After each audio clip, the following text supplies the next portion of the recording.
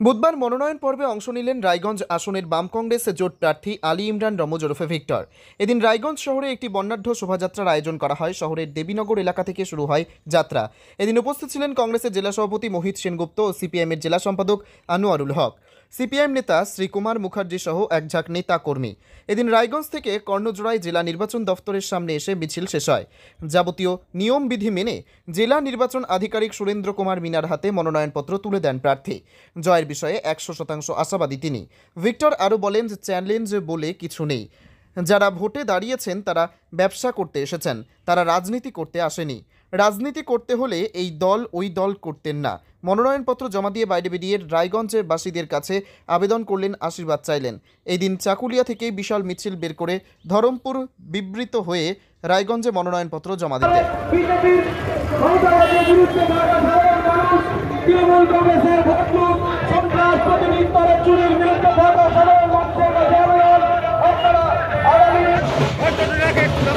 রায়গঞ্জ লোকসভা কেন্দ্রের বাম কংগ্রেসের জোটের প্রার্থী আলী ইমরান ভিক্টর রায়গঞ্জের রাস্তা এগিয়ে চলেছে। আপনারা দুহাত করে তাকে আশীর্বাদ করবেন, আশীর্বাদে গণ্য করবেন। রায়গঞ্জ এই আশা রেখে আগামী 26 এপ্রিল আপনারা নিজের মূল্যবান ভোট হাত চিহ্নে বাম কংগ্রেস জোট প্রার্থীকে হাত চিহ্নে ভোট দিয়ে জয়যুক্ত করবেন, এই আবেদন আপনাদের কাছে রাখছি। আমরা নমিনেশন জমা দিতে যাচ্ছি, তাই আপনাদের কাছে আশীর্বাদ কামনা করি।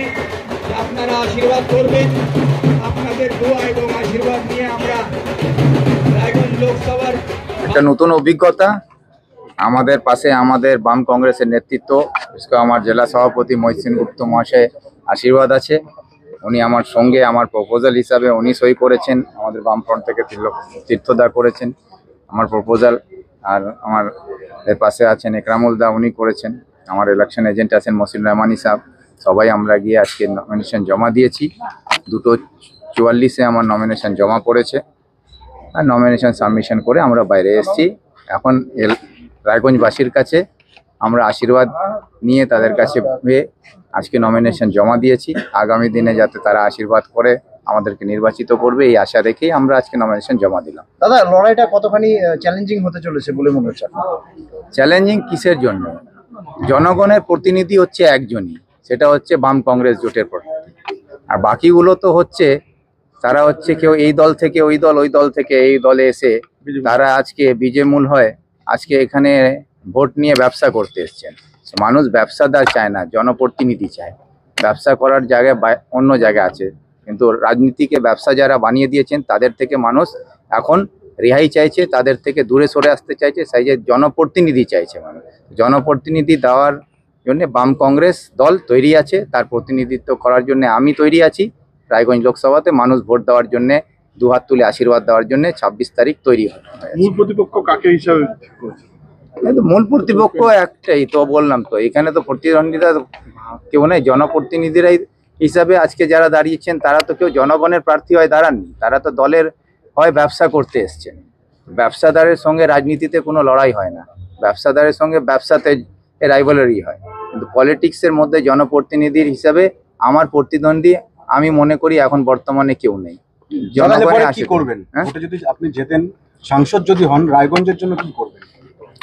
ভোটে যদি জিতি, মানুষের আশীর্বাদ পাই, সবার আগে মানুষকে এর আশীর্বাদ নিয়ে যে এই এলাকার যে মূল সমস্যাগুলো আমি যেগুলোকে অনুভব করতে পেরেছি এই এলাকাবাসী হিসাবে, তাতে আমি দেখেছি আমাদের এই রায়গঞ্জের মানুষের বিশেষ করে দূরপাল্লার ট্রেনের একটা বড় সমস্যা আছে, যাতে এখান থেকে মানুষরা চিকিৎসা করতে ভেলোর বা অন্য রাজ্যে যখন যেতে হয় তাদের যাতায়াতের একটা সমস্যা আছে। সেই যাতে ব্যবস্থাটা ঠিক করা যায় সে ব্যবস্থা হবে। বারসুই রাস্তার যাতে করা যায় সেটা।